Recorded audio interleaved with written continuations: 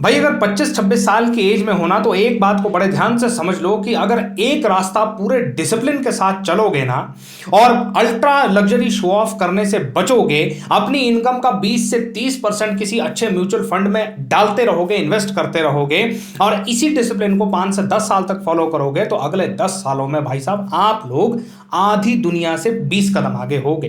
नमस्कार, आज की वीडियो में आपका स्वागत है और आज जेन जी के ब्लंडर्स के ऊपर एक और बातचीत करती हुई वीडियो हम आपके साथ करेंगे। भाई देखिए क्या है, अक्सर हम लोग ये देखते हैं कि आज की जनरेशन को 50-60 हजार की नौकरी तो मिल जाती है, लेकिन उस पैसे का करना क्या है ये बात हम समझ नहीं पाते।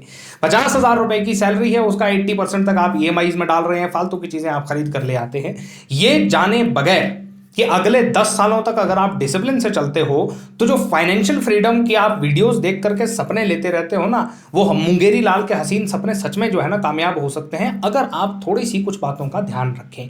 अब वो बातें क्या हैं ये वीडियो में हम आगे डिस्कस करेंगे, लेकिन उससे पहले आप एक बात समझ लीजिए कि भाई साहब 10-15 लाख का मानो आपको प्रॉफिट हो गया है जैसे तैसे, तो अब अपने आप को मार्केट का एक्सपर्ट समझते हुए, बीरबल समझते हुए ये आईपीओज में या डायरेक्ट स्टॉक ट्रेडिंग में घुसने की गलती मत करो, क्योंकि 10-15 लाख रुपए कब हवा हो जाएंगे और आपका पोर्टफोलियो नेगेटिव में चला जाएगा ये आपको भी खुद पता नहीं चलेगा।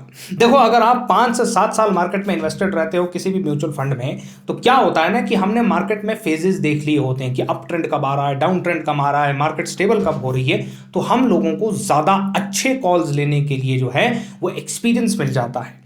5 से 7 साल का पूरा गेम है। एक बात और आप जो है ना अच्छे से समझ लीजिए कि देखो भाई, अपने घर को या किसी एक बिल्डिंग को किराए पर चढ़ा करके वहां से 30-40 हजार कमाना ये पैसिव इनकम नहीं है। बड़ी सीधी सी एग्जांपल को समझिए कि अगर आप 2 से 2.5 करोड़ रुपए आपने बैंक में मामूली एफडी में भी 5 से 6% या 7% के इंटरेस्ट पर भी डालते हैं तो भी आपको सालाना 20 से 25 लाख रुपए मिलते हैं।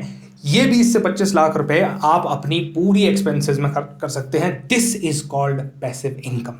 पैसिव इनकम के नाम पे अब अगर आपको रेंट से 30-40 हजार रुपए लेकर खुश होना है तो ये भी आपकी मर्जी है, और अगर आपको महीने का 1,66,000 रुपए लेकर के खुश होना है ये भी आपकी मर्जी है। It all depends on the calls you take. तो भाई करना क्या है, यहां तक की फिलॉसफी तो आपने समझ ली। करना क्या है भाई, देखो सबसे पहले एक अच्छी इनकम वाली जॉब ढूंढो, नहीं मिल रही है तो अपने स्किल्स को अपसेट करो ताकि कि जो है ना आप जो है एक अच्छी जॉब को पा सकें। जब जॉब आपको मिल गई, 50-60 हजार रुपए आपने कमाना शुरू कर दिया है, उसके बाद सही जगह इन्वेस्ट करना शुरू करो।